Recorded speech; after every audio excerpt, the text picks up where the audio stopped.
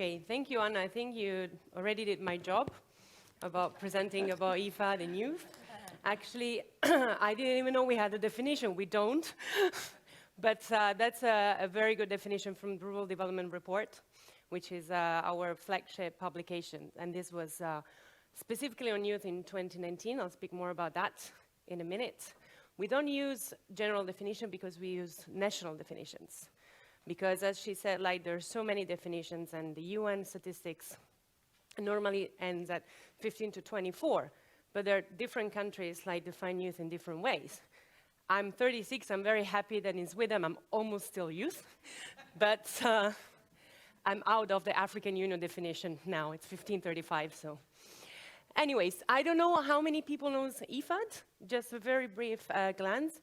We are a UN or a specialized agency on rural development and agriculture, but also in hybrid with an international financing institution.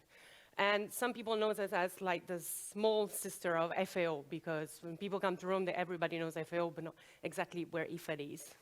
But actually, we really pride ourselves on focusing on reducing poverty and food insecurity in rural areas.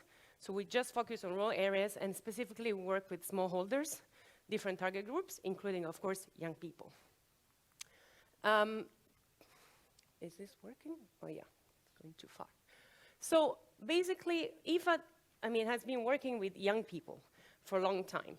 But the Rural Development Report last year really shed some light on why should we really work with young people. And as Anna has already said, like, we have many, many reasons why. First of all, because 1 in every 6 person in the world is young. We don't know exactly, depending on the statistics, they can be more.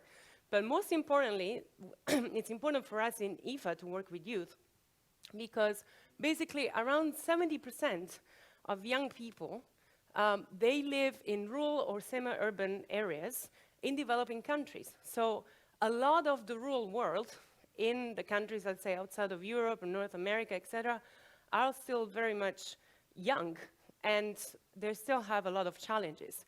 For example, they spend a lot of time on the farm, almost 50% of them spend time in the farm, but a lot of them are working poor. So when we hear this myth of like young people are not in agriculture, it's actually not true. Young people are in agriculture, but how? Are they like really making a livelihood out of it? Are they gainfully employed? Most of the time the answer is no. On top of that, a lot of them are still unemployed, they have challenges. As our speaker before said, like, rural areas are not just about agriculture, they also want to do different kind of jobs, they cannot find jobs. And, but the thing is, like, we have these challenges, but they have a huge potential, because they live in places with a lot of, like, a huge agroecological potential, and first of all, and above all, like, they were going to have more population in the world. There's going to be urban. So basically, they have a lot of potential to grow more food for more people. Like in Africa alone, in the next 10 years, we expect agribusiness to create about $1 trillion dollars market in agri-food systems. So there is a lot of potential. So why should we include young people? Because it's right to do so, but also because if we don't do it, we're not going to exploit, let's say, the demographic dividends, but we're going to have a lost generation, and we cannot afford that worldwide.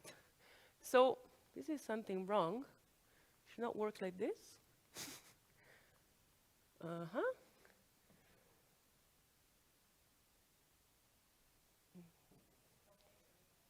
No, it is here, but it doesn't show.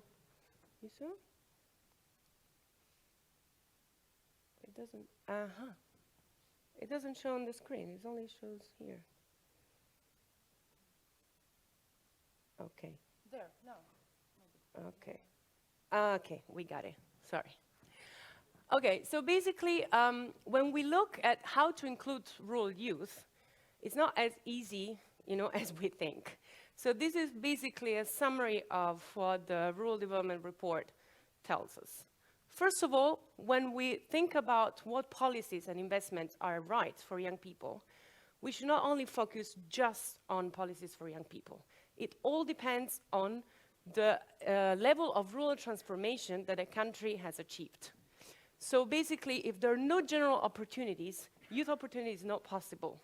So if a country is very transformed, I'd say I'm not even thinking of Sweden, but even countries, could be Brazil or other countries where there is a higher rural transformation, then it's very important to focus on specific policies on youth.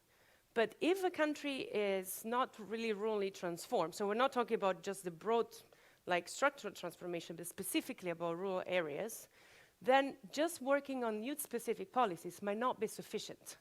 So it's important to look at the overall enabling environment. Secondly, it's important to look at the labor market, because of course, and these of course are interconnected, because the labor market dictates what kind of jobs will be available for young people. And for us at IFAD, really helping young people to access decent jobs in rural areas is how we see that we can include young people. Because what a young person wants, they want to they earn their own livelihoods, set up a family, having a dignified job, and a living, better than their parents or much as their parents. So when we look at specific investments, we have to look at the labor market. What kind of skills are needed? And what is the level of transformation of the agri-food system? Where are the jobs created? So we see that when the rural transformation is at the beginning, the markets are very localized. The value chains are small. So in that case, self-employment is normally the best bet, because there are not many jobs. You have to create jobs for yourself.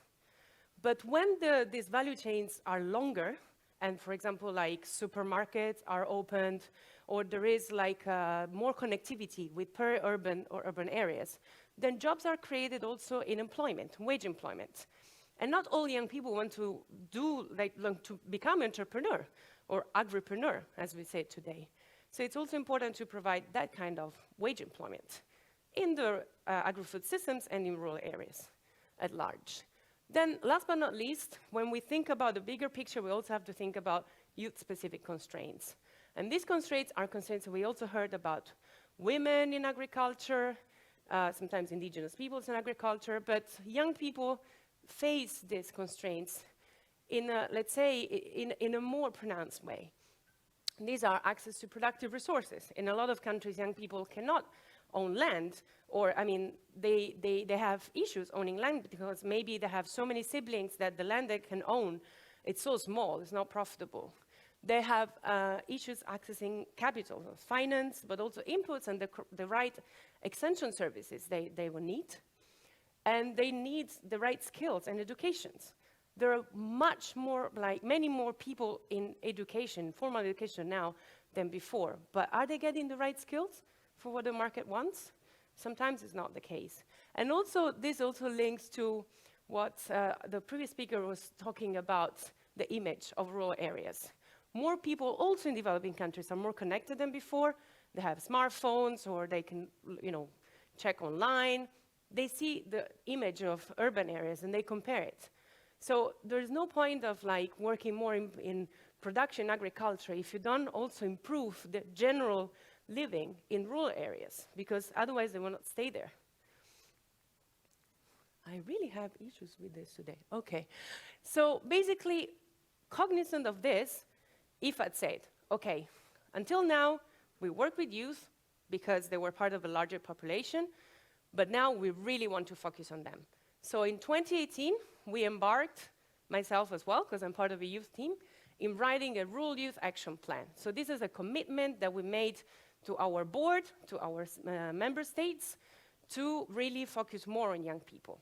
And this Rural Action Plan has one specific goal: to enhance impact of our investments by socially and economically empowering young women and men in rural areas. How?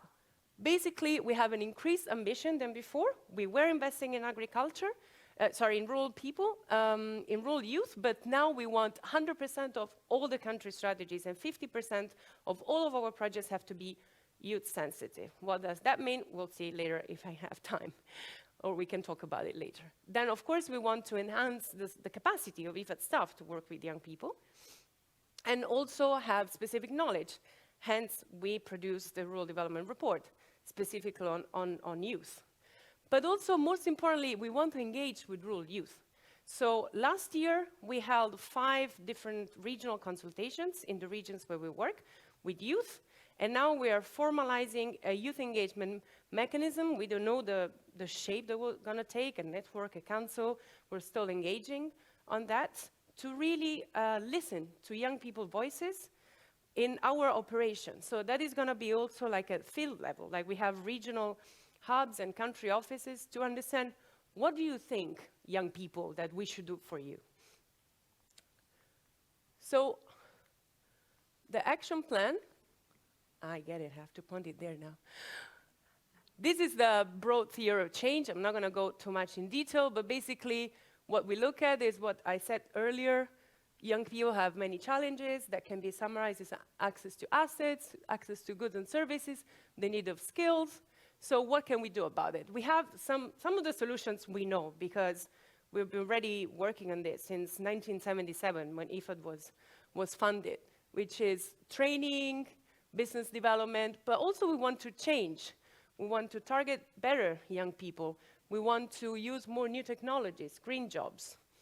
And of course, this will have an impact on especially SDGs 1, 2, that are like really paramount for IFAD, but also 8 on decent work, which is really key for young people. This is what I was mentioning before. What is youth sensitive? But this is more like about how we design our projects. But in a nutshell, is we want to make sure that when we design, we do a thorough analysis of who are the youth, not only the age, but the heterogeneity of the youth. Not all young people have the same challenges. If you're a young indigenous woman and you're 19, it's not the same if you're like a 33 man living in a rural area. So what are the specific challenges of these subgroups? And how can we make sure that these people are targeted well and that the solutions are included in the theory of change of our programs? So specific pathways to address the challenges of rural youth. And of course, also include age disaggregated analysis in our results framework and adequate human and financial resources to make sure that the projects are actually working well for youth. So how do we work with youth in practice?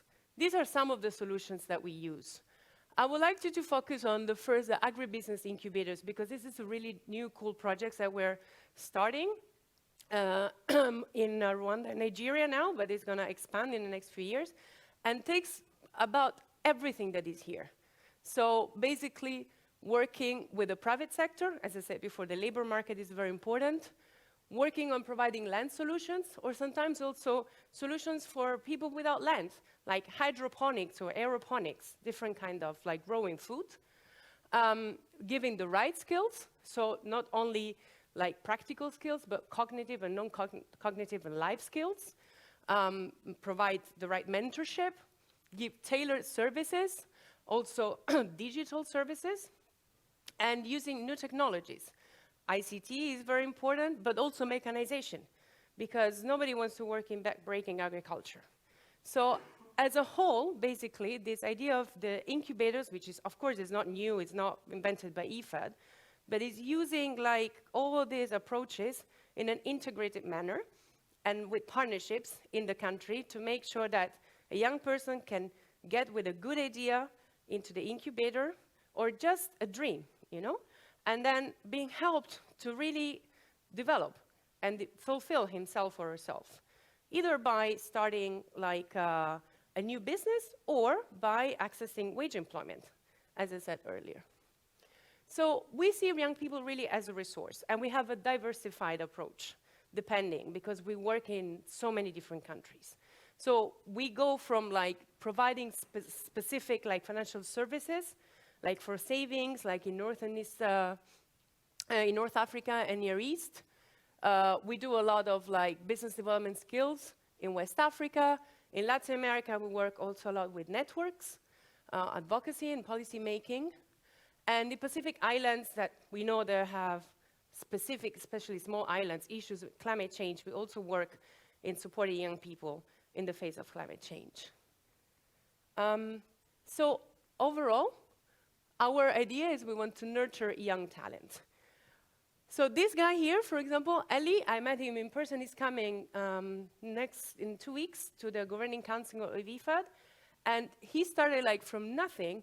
He basically went to the city. He didn't know, like he couldn't find a livelihood. He convinced his family to give the land. He had like another 5 siblings.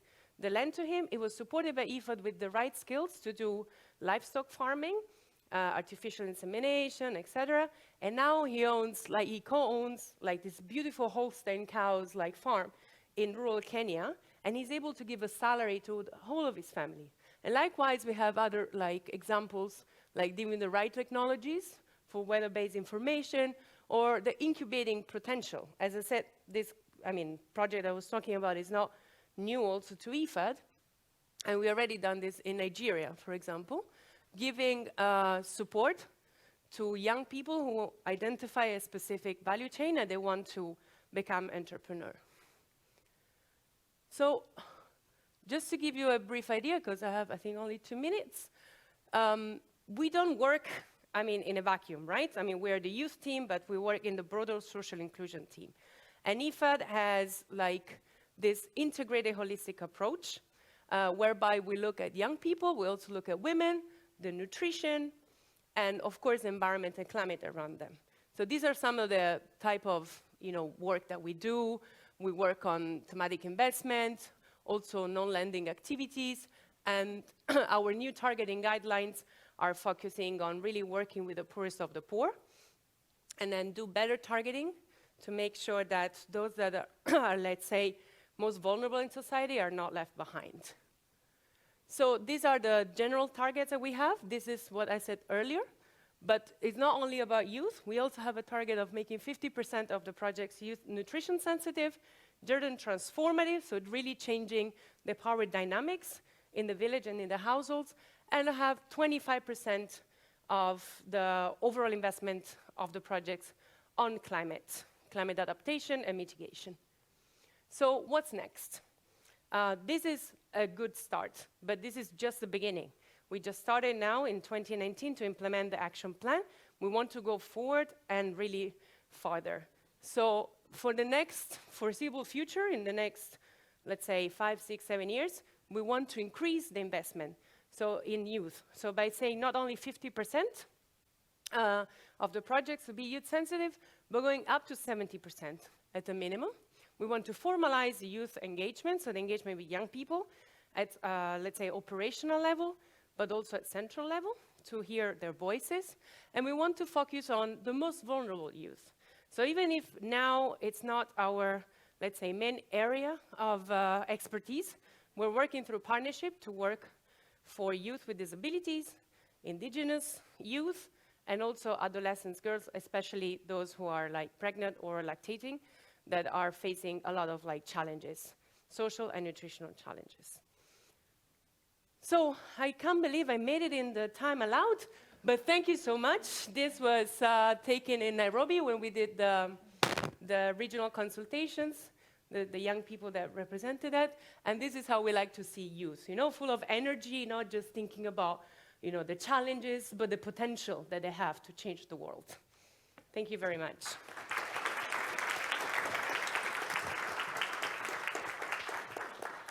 Thank you so much, Francesca. I feel a bit intimidated, though, because Really? If that's the kind of jump you have to do being a youth, I don't know if I... Yeah, I'll stick to the UN definition, I think. And now I'm just wondering if there are any questions from the audience. Perhaps try to keep it to short questions, and if you want to have a further dialogue with Francesca, you can also grab her at the lunch. So are there any questions or such from anyone? Crystal clear. Well, was there a waving? Okay, over there, great. And please also introduce yourself. Thank you. My name is Katarina Eriksson. I represent Tetra Laval Group. IFAD is, in general terms, a bank. You're a lending institution. So yes. These projects that are focusing on youth inclusion, do they have to be connected to an IFAD loan, or can you do these more technical assistance type projects without connecting them to your loan activities? Okay, in general, IFAD, as you say, it's a fund. So we give concessional loans to governments, and the governments implement the projects, and we give technical assistance and supervision. So normally, I mean, what I was showing, those are loans, but so when I said 50% of the projects are going to be focusing on youth or targeting youth, we're talking about loan projects, but we also have an envelope on grants. So grants are accessible through call for proposals by non-governmental institutions, also private sector. And the specific projects I was talking about on agribusiness is a grant that we have, and it's a cooperation with BMZ, with the German Ministry of Foreign Affairs. So we also have some projects that are co-funded by some member states. In general, though, our main, I mean, the majority of the portfolio goes like to loans. But IFAD is changing a lot. Like, we're opening more. We have a private sector window now. We have the ABC fund. So we are open, like, to have more collaboration with the private sector as well. But in general, I would say the most of our really like work is through the different type of loans, from the most concessional to the reimbursable technical assistance for some of the countries that can afford, and they want more technical assistance. They don't need really concessional loans. Thank you so much for that, Francesca. Thank you. Also thank you for the question there. Thank you so much. Thank you. Very glad to have heard your presentation, and here's as well a SIANI bag for you. Thank you so much. Thank you so much. Okay. Thank you.